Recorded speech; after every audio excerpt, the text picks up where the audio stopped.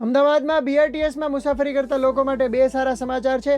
પહેલા સારા સમાચાર એ છે કે 65 વર્ષથી વધુ વયના સિનિયર સિટીઝન્સને બીઆરટીએસમાં ફ્રી મુસાફરી કરવા મળશે. અને બીજા સારા સમાચાર એ છે કે અગાઉ જ્યારે દિવ્યાંગો માટે 40% વાળો જે પાસ હતો એની જગ્યાએ હવે ફ્રીમાં મુસાફરી કરવાની પરવાનગી આપવામાં આવી છે. આ ફ્રી મુસાફરી માટેનો જે પાસ છે તમે 3 રીતે કઢાવી શકશો. પહેલું ઝાંસી કી રાની, બીજું સોનીની ચાલી, આ બે જે બીઆરટીએસ સ્ટેશન છે ત્યાંથી એના માટે તપાસ કરી શકશો, અને ત્રીજું ઓનલાઈન તમે પાસ કઢાવી શકો છો. અમદાવાદ મ્યુનિસિપલ કોર્પોરેશનની સ્ટેન્ડિંગ કમિટીમાં આ નિર્ણય લેવામાં આવ્યો છે અને ચેરમેને જાહેર કરતા કહ્યું હતું કે અમદાવાદમાં રોજના 5 થી 6 લાખ લોકો બીઆરટીએસ અથવા એએમટીએસથી મુસાફરી કરે છે. મહાનગરમાં વિદ્યાર્થીઓ, દિવ્યાંગો, સિનિયર સિટીઝન્સ, મિડલ ક્લાસ કે પછી લોઅર મિડલ ક્લાસ માટે એક જગ્યાએથી બીજી જગ્યાએ ટ્રાન્સપોર્ટેશન માટે એએમટીએસ અને બીઆરટીએસ એ બંને બહુ જ સારા વિકલ્પ છે. ત્યારે આ બે નિર્ણયના કારણે હજારો લોકોને ફાયદો થાય એવી શક્યતા છે. જોકે આ નિર્ણયની જાહેરાત બાદ ઘણા લોકો એવી પણ માંગ કરી હતી કે સિનિયર સિટીઝન્સ તો એટલી બધી મુસાફરી કરતા જ નથી હોતા,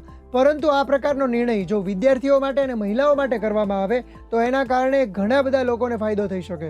આ સમગ્ર મામલે તમારું શું માનવું છે અમને કોમેન્ટ કરીને જણાવો, અને આ જ પ્રકારના ઇન્ફોર્મેટિવ વિડીયોઝ જોવા માટે ગુજરાત સમાચારના ડિજિટલ પ્લેટફોર્મ જોતા રહો.